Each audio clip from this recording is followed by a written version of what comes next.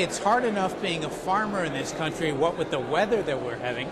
Take a look across most of the country right now, and moisture is disastrous. And we could be looking at a very dry season indeed. But you know what? You got a lot more to worry about than that, particularly with this bunch in government right now.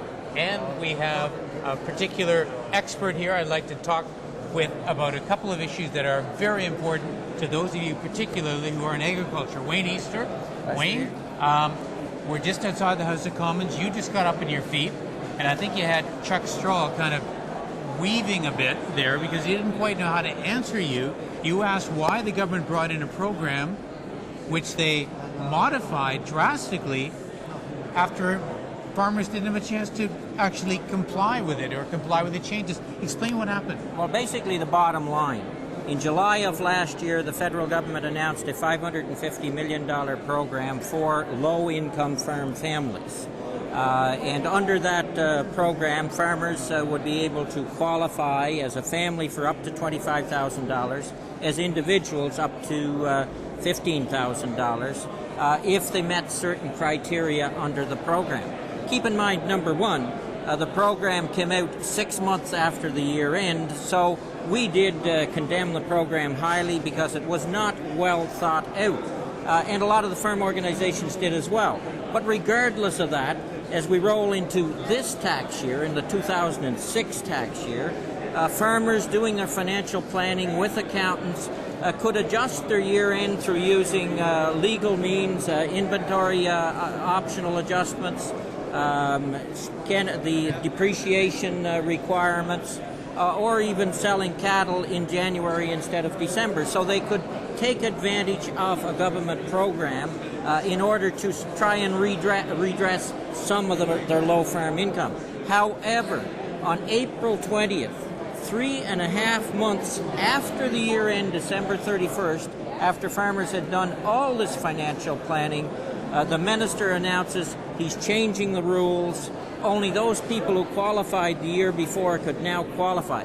It'd be akin to Garth in regular society of the Minister of Finance saying to individuals who had bought $20,000 worth of RSPs that no longer now will assist you in terms of lowering your income tax. Well, that certainly puts it in perspective. Now, this is somewhat $240 million or something? The bottom line, at Agriculture Committee this week, we had officials before the committee, and I raised questions in writing with them. They gave me a response in writing, and they said the change in the Family Farm Options Program will mean that $246 million that was originally targeted for that program will be now set aside for other programs we know of which. But one thing for sure, this money will not be targeted to the kind of low family farm income that was originally designed. Okay, lastly on this point, I just heard the Minister of Agriculture stand up and say, who cares? Essentially, he said, who cares? Because we're just shifting that money over to another program. But I guess your point is that you've got a lot of people, particularly low-income farm families, who can't afford a surprise like this, who have just been shocked, right? Look, you heard people during last year plan, look, I was disappointed I couldn't participate in the program the year before. My income was actually low. I'm going to, with the advice of my accountants, that they're spending money on, by the way, with the advice of my accountants, I am going to be able to qualify for the program this year. Now, some of those farmers, I've had calls from a lot, in fact, who have committed what they were going to get out of the Family Farm Options Program to their banker. They were going to make a payment, and now that program no longer is there for them. The bottom line here as well, how can you trust a government that breaks its words, made a 2-year commitment on a program, and changed it retroactively midstream? All right, Wayne, one other issue to touch on briefly, and that's the wheat board. And although a lot of people watching this may not be in the grains business, the assault of the government on the Canada Wheat Board really is being taken, I know in my area, as a philosophical assault on supply management of farmers trying to manage their own commodities. Is that how you see this? There is no question about it. It's what you see here is an ideologically driven prime minister going after the wheat board because he doesn't like orderly marketing and supply management. And so he has targeted the Canadian Wheat Board, and he's done it by the most undemocratic means I think ever seen in Canadian society.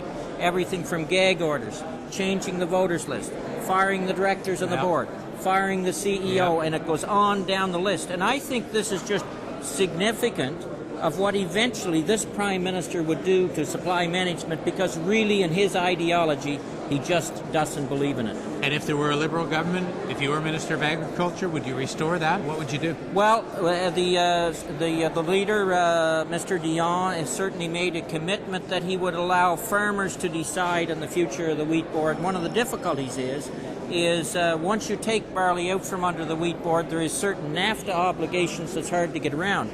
And one of those is you would have to compensate the likes of Archer's Daniel Midland for their future lost profits. Now, if you're compensating them for their future lost profits, doesn't that imply to you that losing the power this board gives you really is taking that money out of farmers' pockets and transferring it to the multinational grain trade? All right, very interesting, Wayne. Thank you very much. Thank you very much, Greg. All right, thanks for watching MPtv. Remember, get out there and do your seeding, okay?